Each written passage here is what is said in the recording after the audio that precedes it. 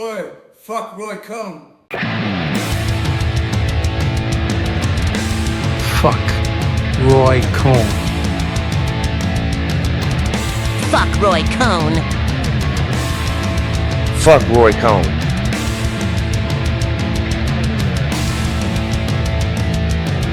Fuck Roy Cohn.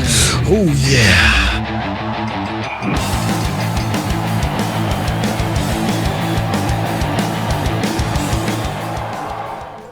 Welcome back, everybody, to I Hate Roy Cohn, and so should you.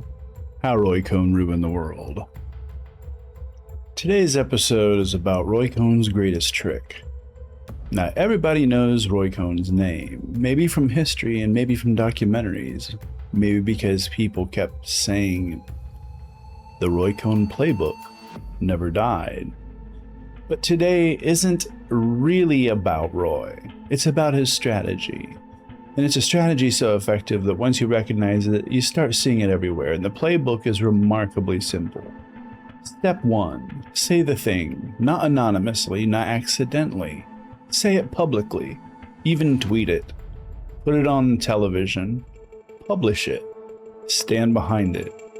Now step 2, people object. Good, criticism is fuel. However, step 3, don't defend this statement, defend yourself. Watch what happens. The conversation moves from, did you say this, to, why are you attacking me?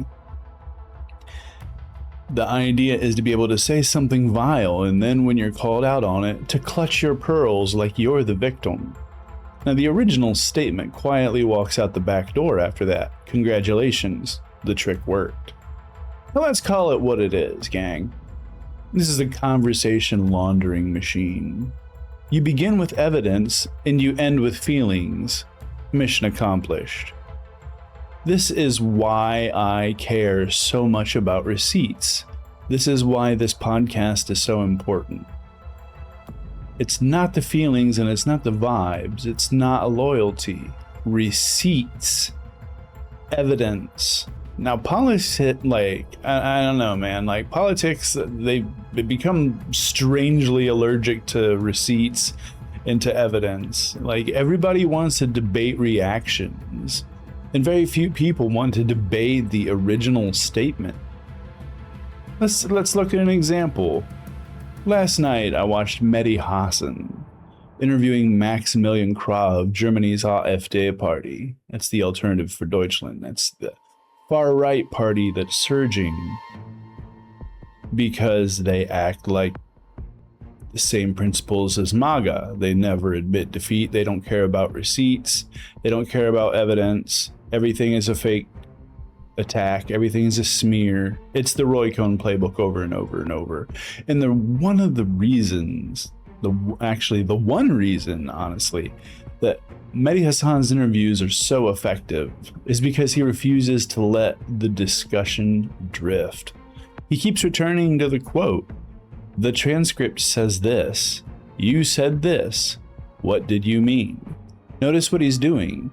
He isn't asking you to trust his interpretation. He's asking the interviewee to explain their own words. That is journalism. And none of the journalists here in Germany know how to hold the AfD's feet to the fire properly. I'm really hoping that they use this as an example for the future. Now, if someone says, you're taking me out of context, excellent. Show me the context, because that is one of the biggest cop-outs. The moment that somebody's confronted with their words, it's, you're taking me out of context, or you're taking them out of context. Like I said, great, fantastic. Show me the context. Let's watch the full clip together, shall we? Let's read the entire paragraph. Maybe the context changes everything, and maybe it doesn't. But let's examine it. Why not? What doesn't answer the question and is immediately pivoting to, you're trying to destroy me. You're smearing me. You're persecuting me. Now hold on, we haven't even finished talking about the quote. The receipt is still sitting on the table. Now, let's look at another recent example, gang. Megyn Kelly made comments about immigrants that included statements as, "Go home," "Get out," "Our country is better than yours," "We don't want you." Now, those comments drew criticism from people who described them as racist or xenophobic, and as well they should, because they're racist and xenophobic. Now, Megyn Kelly and her defenders argued she was expressing a position on immigration policy rather than race. Sure. And that's an argument people can examine, but notice the sequence. People first discussed the words, then they just argued over what the words meant. That's how it should work. If someone believes the criticism is unfair, wonderful. Explain why. Use the context. Show the evidence. Walk me through your reasoning. Don't skip straight to, how dare you call me that? Nobody starts with the label. They start with the quote. Now, since we're sitting here talking about receipts, let's talk about one of the biggest receipt checks of the last election, Project 2025.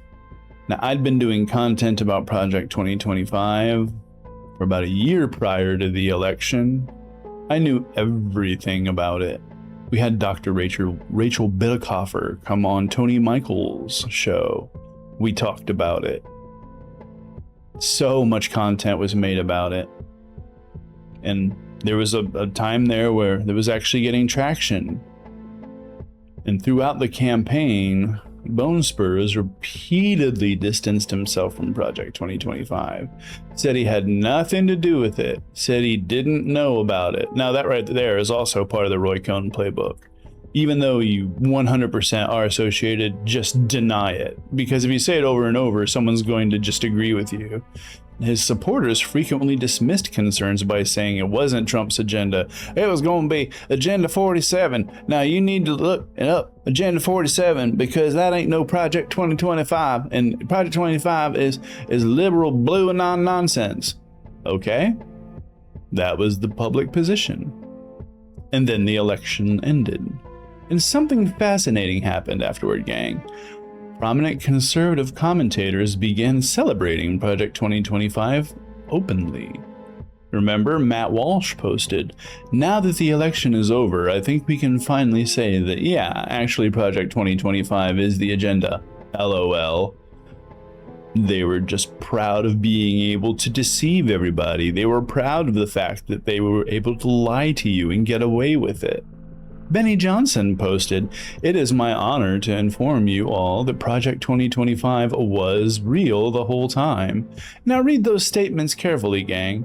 I'm not asking you to trust my summary. Go find the posts. Those are the receipts. Then, as the administration took shape, numerous contributors to Project 2025 or people closely associated with the project, well, they entered senior government positions. Let's look at Russ Vought. OMB, even when told the things that he was doing was part of Project 2025, he posted a gif of Jack Nicholson very happily nodding along.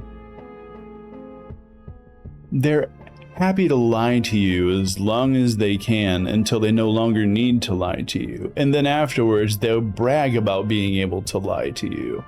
And that's just beyond infuriating to me. And that's why I had to start this show. Because it's time that people start comparing receipts and start comparing evidence, and don't let filibusters just get in the way.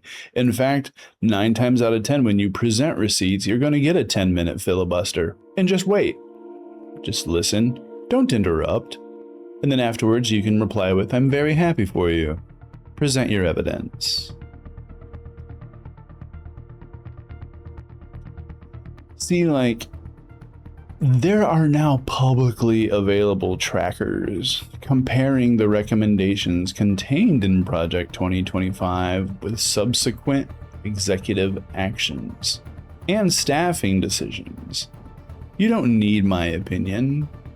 You don't need cable news. And you don't need YouTube. You can compare the documents yourself. Recommendation, action. Recommendation, action. That's bookkeeping, gang. That's not ideology. Now, maybe someone believes that the similarities are coincidental and make that argument. Maybe someone believes that the administration simply just shares many conservative priorities with the Heritage Foundation, which, we're really gonna need to stretch to imagine that that's not the case, but let's go ahead and benefit of the doubt. Make that argument. Those are legitimate discussions, but don't spend months saying this has nothing to do with us, and then celebrate immediately afterward that it was the agenda all along. Those two positions deserve an explanation, and so do people. You lied to them. You lied to them happily. You see, that is Roy Cohn's greatest trick. Is not convincing you the statement was correct. It's convincing you to stop talking about the statement altogether. Watch how quickly the subject changes, gang. From, did you say this? To, why are you attacking conservatives? Now hold on. I'm not talking about conservatives. I'm talking about receipts. I'm talking about evidence. Now, if the receipt is wrong, wonderful, show me. If the quote is fake, expose it. And if the context changes everything, let's examine the context. But if your only response is, they're persecuting us, they're trying to silence us, they're just calling everyone racist, while we're waiting for the explanation of the original statement, I'm sorry, but the receipt hasn't changed. Only the subject has. The righteous indignation of being able to say some really fucked up shit and then clutch your pearls the moment that you're actually called out on it, that is what has to end. The bully coward victim mentality of politics needs to be called out. See, this isn't exclusive to conservatives. People across the political spectrum have become defensive when criticism threatens their identity or their tribe. Nobody enjoys admitting they were wrong. That's human nature. What I'm criticizing is something narrower. It's replacing evidence with grievance, and replacing receipts with rhetoric, and replacing explanation with victimhood. Those are not the same thing.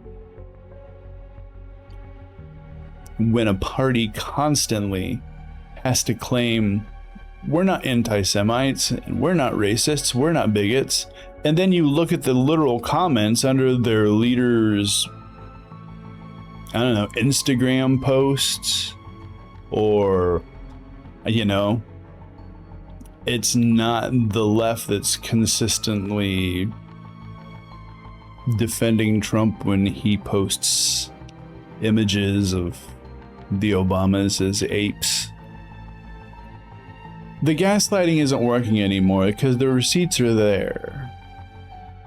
The most important thing is when you pull out the receipts, you're going to start getting filibusters.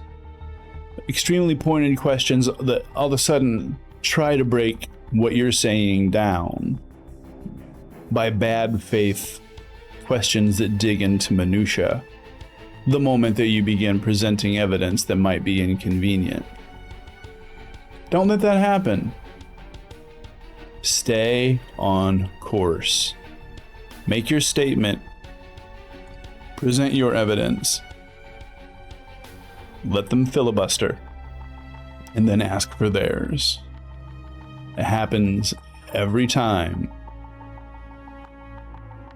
If you don't believe me, just go ahead and watch the interview with Mehdi Hasan. Now let's end where we started. This episode was never really about Roy. And it really wasn't about the AfD. It really wasn't about Megyn Kelly, and it really wasn't about Project 2025. Those were examples. The lesson is bigger. Politics has become very good at changing the subject. But evidence becomes emotion, and receipts become outrage. The quote becomes the reaction to the quote. The question becomes whether you're allowed to ask the question. Don't fall for it. When someone says, "You're attacking me," pause, go back.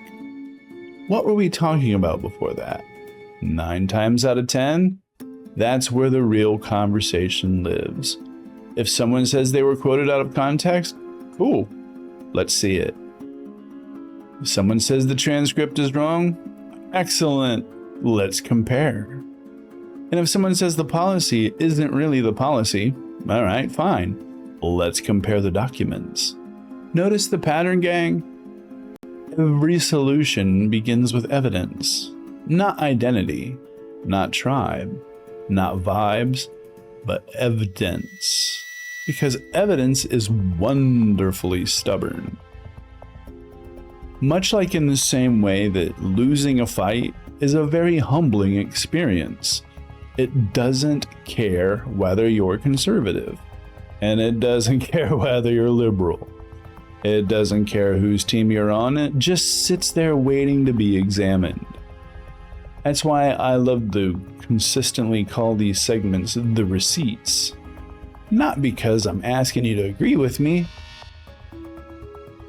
because I'm asking you to look. Actually look.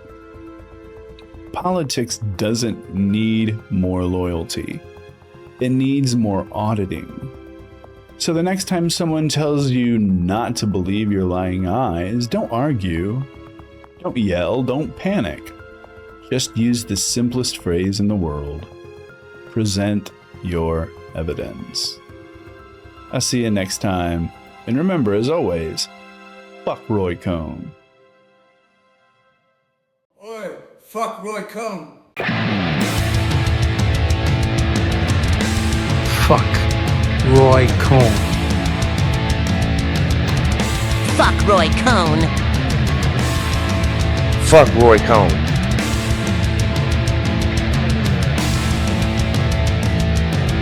Fuck Roy Cohn. Oh yeah.